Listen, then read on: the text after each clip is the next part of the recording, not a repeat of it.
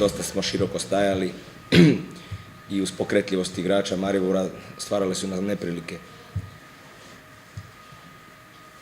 Pred kraj prvog poluvremena došli smo do male ravnoteže, zabili smo pravovremeni gol u zadnjoj minuti koja je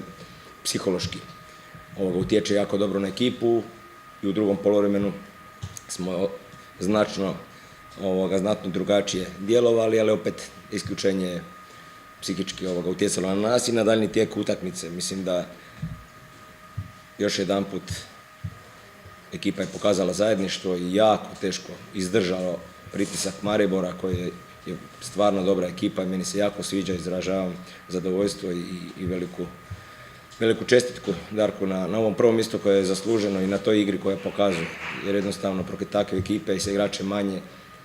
može biti osjećaj zadovoljstva i da smatramo to kao pobjedu. Nama dobro dođe za samopouzdanje, dolazi stanka da se psihički i fizički oporavimo i da jednostavno se fokusiramo na utakmice koje nama odlučuju u stvari sudbinu, a to su